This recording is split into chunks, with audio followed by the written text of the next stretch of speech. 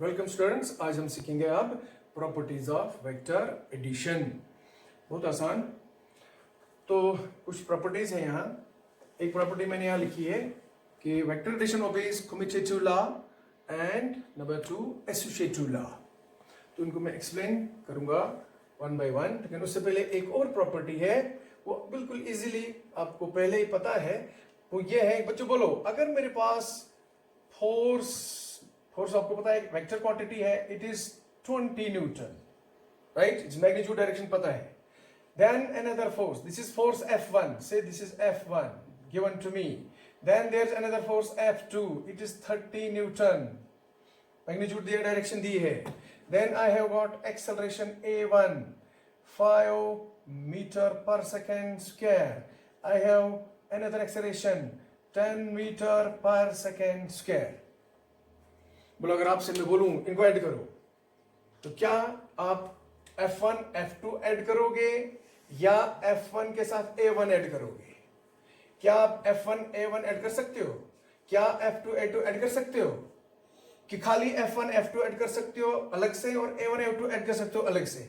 Definitely आप बच्चों का आंसर होगा कि हम फोर्स को फोर्स के साथ ही ऐड कर सकते हैं और एक्सेलरेशन को एक्सेलरेशन के साथ ऐड कर सकते हैं, या सबट्रैक्ट कर सकते हैं, मल्टीप्लाई कर सकते हैं। यानी कहने का मतलब हम सिर्फ वेक्टर जो एक जैसी वेक्टर क्वांटिटीज हैं उनको आपस में ऐड कर सकते हैं, right? Because we are discussing addition, तो मैं एडिशन की बात करूंगा, तो हम सिमिलर वेक्टर्स को ही ऐड कर सकते हैं, न कि डिसिमिलर वेक्टर्स को। फोर्स एक्सेलरेशन ऐड नहीं हो सकती। So this is one property of vector addition. तो याद रखना, ये बहुत आसान। दूसरी है कि vector addition obeys commutative law. बच्चों वो क्या होता है, देखिए इधर। अगर मेरे पास दो वेक्टर है, एक है ए और दूसरा है बी, दो वेक्टर मेरे पास, मैं इनको ऐड कर रहा हूं, तो मैंने क्या लिखना है? Vector A plus vector B लिखना है, राइट? तो अगर मैं इन्हीं को बच्चों लिखूं vector B plus vector A, बोलो मैंने क्या किया? ऐड ही तो किया, लेकिन हां मैंने क्या किया? ऑर्डर बदला। यहां था ए, यहां था बी, राइट साइड में पहले कौन लाया मैंने? बी, फिर ए। तो इन दोनों का जो सम होगा, रिजल्टेंट होगा, सेम होगा जो ए से अगर करोगे। इन अगर दो वेक्टरों का ऑर्डर चेंज करें हम, ए से बी, बी से ए, रिजल्टेंट पे कोई असर नहीं पड़ेगा, रिजल्टेंट सेम रहेगा। This property is called commutative law और vector addition is commutative. I will prove this. तो ये मैं प्रूव करके दूंगा आपको कि कोई फर्क नहीं पड़ता है एडिशन ऑफ टू वेक्टर्स पे, अगर हम इनका ऑर्डर चेंज करें कोई फर्क नहीं पड़ेगा, रिजल्टेंट सेम आएगा। लीजिए देखिए इधर, I have two vectors, this is my vector A, this is my vector B. दोनों का मैग्नीट्यूड दिया, डायरेक्शन दी है, राइट? अब मैं इन दोनों का रिजल्टेंट निकालता हूं, तो आई हैव ऑप्शंस। मैं ट्रायंगल यूज कर सकता हूं, पैरेललोग्राम यूज कर सकता हूं, जैसे आपको मैंने पढ़ाया है। तो लीजिए मैं पैरेललोग्राम यूज करता हूं, तो इसके पैरेलल में ये वेक्टर लेता हूं, so this is my vector A, और इसके पैरेलल ये लेता हूं, तो this is my vector B. Okay, good. Now अगर मैं ये लाइन आप लूं, is it the diagonal of the parallelogram? Yes. चलिए, तो ये जो डायगोनल मैंने ड्रा किया, अब देखिए बच्चों, ये पैरेललोग्राम दो ट्रायंगल्स में बट गई। This is one and this is second, first triangle and second triangle. अब जरा गौर कीजिए, इस फर्स्ट ट्रायंगल में अगर मैं यूज करूं triangle law, in triangle one use triangle law. जो ट्रायंगल लॉ बिल्कुल भूलिएगा मत, बहुत जगहों पे यूज होता है ट्रायंगल लॉ। तो ट्रायंगल लॉ के लिए दो साइडें ऑर्डर में होनी चाहिए। बोलो बच्चों, इस फर्स्ट ट्रायंगल में क्या ये और ये साइड ऑर्डर में है? खुद देखिए, this and this, yes, they are in order. ये देखो, इसका हेड उसका टेल ज्वाइंट है, सो दे आर इन ऑर्डर। तो फिर ये क्लोजिंग साइड कौन होगा? क्लोजिंग साइड होगा इन दोनों का रिजल्टेंट। तो फिर हम इसको, रिजल्टेंट का ऑर्डर आपको पता है अपोजिट होता है इन दोनों के, तो ये जो है इसको मैं नाम देता हूं, से this is OP, this is Q, this is S. So what is OP? OP is resultant of vector A and vector B. So can I write then as per triangle law in this triangle? Can I write vector OQ is equal to vector OP plus vector PQ. तो मैंने क्या use किया, triangle law. So further I can write vector O Q is equal to, what is vector OP? Vector OP is vector A plus आपका P के vector किसके बराबर है? This is your vector B. लीजिए बच्चों, इसको मान लीजिए इक्वेशन फर्स्ट. नाउ आइए इस सेकंड ट्राइंगल की ओर. इन ट्राइंगल सेकंड नाउ करिए बच्चों, इसमें भी अप्लाई ट्राइंगल लॉ. देखिए जरा, होगा अप्लाई ट्राइंगल लॉ. यस, ये साइड और ये साइड ऑर्डर में है और यही होगा इन दोनों का रिजल्टेंट अपोजिट ऑर्डर में. खुद देखिए, ओ एस वेक्टर बी है, एस क्यू वेक्टर ए है, ये ऑर्डर में है. इन दोनों का क्लॉकवाइज ऑर्डर है, यहां ए और बी का एंटी क्लॉकवाइज ऑर्डर था. तो करिए यूज. तो क्या लिखोगे? Again we will write O Q third side. ये जो रिजल्टेंट है किसके बराबर होगा? ये होगा O S vector O S plus vector S Q, which implies vector OQ. What is OS? This is vector B. What is SQ? This is vector A. My equation second. अब बच्चों गौर से देखो फर्स्ट और second को. What are you getting?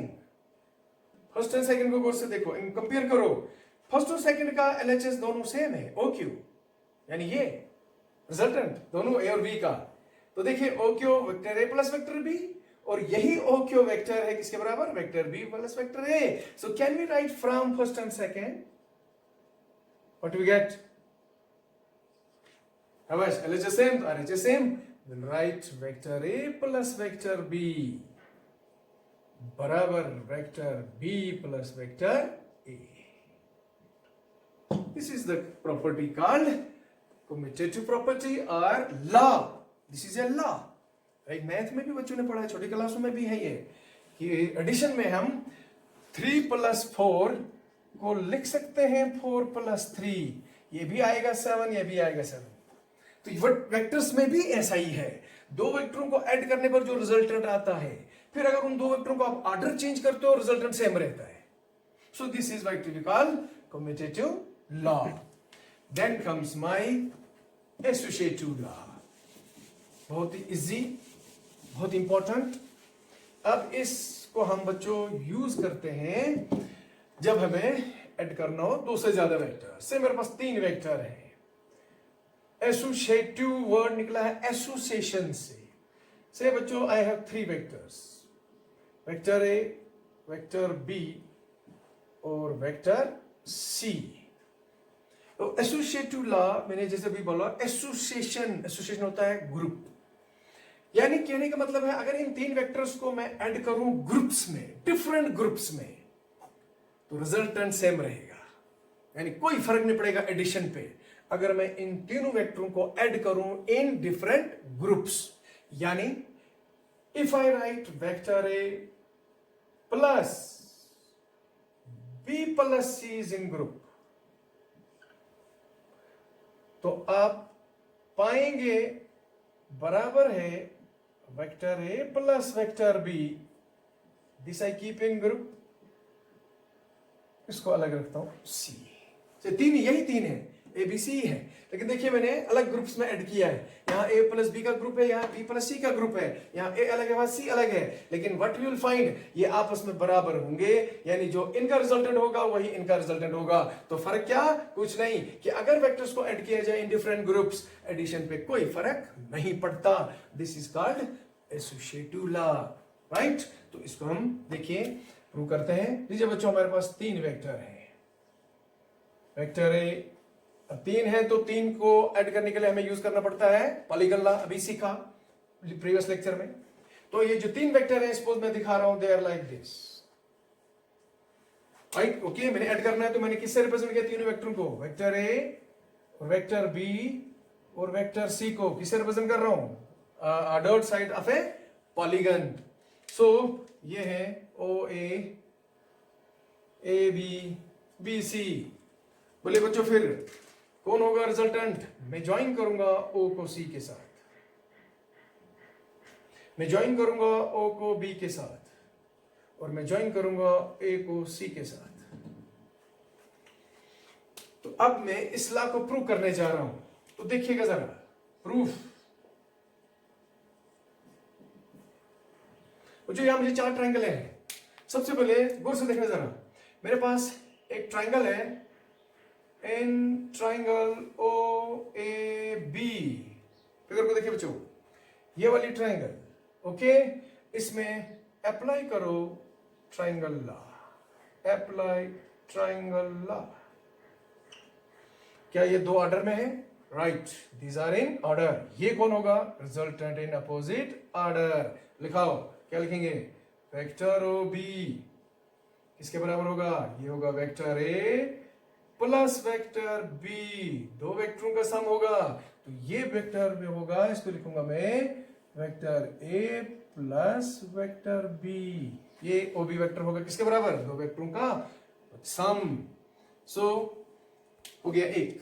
फिर देखिए बच्चों, फिर मेरे पास ट्रायंगल है O B C, this triangle in triangle O B C. करो इसमें भी यूज ट्रायंगल लॉ। देखिए गौर से बच्चों, ये वाला वेक्टर ये वाला ऑर्डर में है, तो क्या ये रिजल्टेंट होगा अपोजिट ऑर्डर में? यस, ये और ये ऑर्डर में, ये होगा रिजल्टेंट इन अपोजिट ऑर्डर। तो क्या लिखा जाएगा? Vector O C is equal to, come, on O कितना है? ओ बी अभी आपने ऊपर निकाला, 2 वेक्टरों का सम, तो इसको हम ब्रैकेट में रखते हैं। A vector A plus vector B, 2 वेक्टरों का सम है, राइट, ओ बी। फिर प्लस सी, इसको मान लो इक्वेशन ए। फिर बच्चों मेरे पास एक और ट्रायंगल है ए बी सी, ये वाली ट्रायंगल, राइट। करो इसमें भी apply triangle law in triangle A B C, apply triangle law. बोले बच्चों, ये और ये ऑर्डर में है, तो ये होगा resultant in opposite order. A B और बी सी ऑर्डर में है, ए सी होगा इन अपोजिट ऑर्डर, ऐसे। तो क्या लिखेंगे? Vector A C is equal to, शाबाश, this is vector B plus vector C. तो वेक्टर ए सी जो है, ये वेक्टर ए सी किसके बराबर है? 2 वेक्टरों का सम। तो हम इसको ब्रैकेट में लिख सकते हैं, vector B plus vector C. Group बना दो, जैसे यहां ग्रुप बना था ये। लास्ट में बच्चों फिर मेरे पास एक ट्रायंगल है ओ ए सी, ये वाली ट्रायंगल इन ट्रायंगल ओ ए सी। करो बच्चों इसमें भी use triangle law. What do you get? देखिए बच्चों, ये और ये ऑर्डर में है, ये साइड होगी अपोजिट ऑर्डर में, right, resultant. Can I write vector O C is equal to, what is O A? शाबाश, वेक्टर ए प्लस ए सी जो है 2 वेक्टरों का सम है, vector B plus vector C. Let it be equation B. Okay, तो 4 triangle लेती, चारों मैंने ट्रायंगल यूज किया। I got equation A and equation B. गौर से देखो बच्चों, ए और बी को, क्या ए और बी में खुद देखिए 3 वेक्टर ऐड हो रहे हैं, डिफरेंट ग्रुप्स में ऐड हो रहे हैं, क्या रिजल्टेंट सेम आ रहा है? OC OC, yes. इसका मतलब from A and B what we get, then we can write from, therefore from equation A and equation B, what do you get? जब LHS दोनों की सेम हो, RHS सेम होगा, तो क्या नहीं, right vector A plus vector B plus C is equal to vector A plus vector B group में plus vector C। This is proved. हमने प्रूव करना था एसोसिएटिव लॉ कि भाई अगर 2 से ज्यादा वेक्टर ऐड करने हो, तो अगर उनको डिफरेंट ग्रुप्स में ऐड करेंगे तो रिजल्टेंट क्या रहेगा? सेम, कोई फर्क नहीं पड़ेगा उनके एडिशन पे। So these were the properties of vector addition. एक बार फिर दोहराइए जरा, कितनी प्रॉपर्टीज मैंने आपको सिखाया बच्चों? ऑलमोस्ट 3, कि same type of vectors can be added. Number 2, vector addition obeys commutative law कि कोई फर्क नहीं पड़ता एडिशन पे अगर हम ऑर्डर ऑफ वेक्टर्स चेंज करें। और थर्ड पढ़ा आपने एसोसिएटिव लॉ, कोई एडिशन पे फर्क नहीं पड़ता वेक्टर्स पे अगर हम उनको डिफरेंट ग्रुप्स में ऐड करें। So this is all about your properties of vector addition. Thank you.